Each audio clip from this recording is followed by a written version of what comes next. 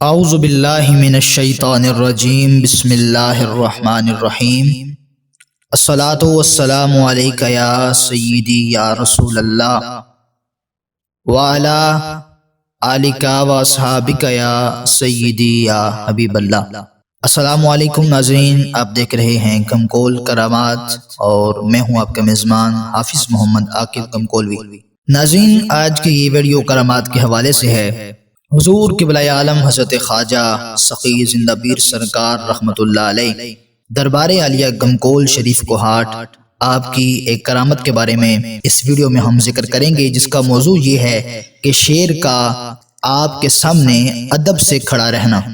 پہاڑ والی غار مبارک، جسے سب سے پہلے حضور قبلہ عالم حضرت خواجہ زندہ پیر صاحب رحمۃ اللہ علیہ کی خلوت گاہ کا شرف حاصل ہوا۔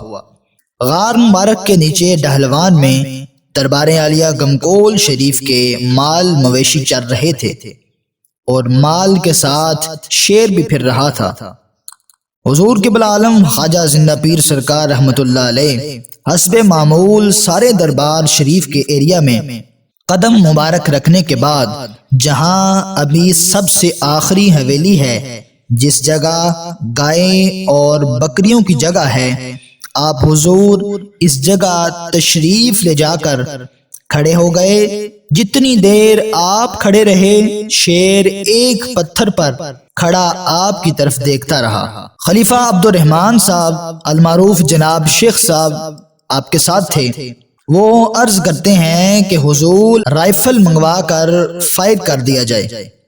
آپ حضور قبلہ عالم حضرت خواجہ سخی زندہ پیر سرکار رحمۃ اللہ تعالی علیہ آپ نے تبسم ریز لہجہ میں فرمایا کہ اس کو کیوں فائر کیا جائے، وہ تو ہمارے مال کی نگرانی کر رہا ہے۔ حضور جتنی دیر وہاں کھڑے رہے، شیر اگلے پاؤں جوڑ کر پاس ادب سے کھڑا رہا۔ حضور جب واپسی پر تشریف لے گئے تو پھر دوسری طرف جا کر کہیں جنگل میں چلا گیا۔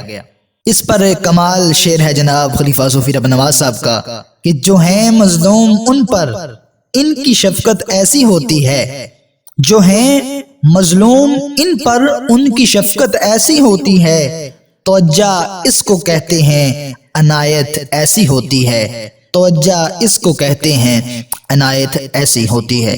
ناظرین کرام، یہ تھی آج کی ویڈیو۔ امید کرتا ہوں یہ ویڈیو آپ کو ضرور اچھی لگی ہوگی۔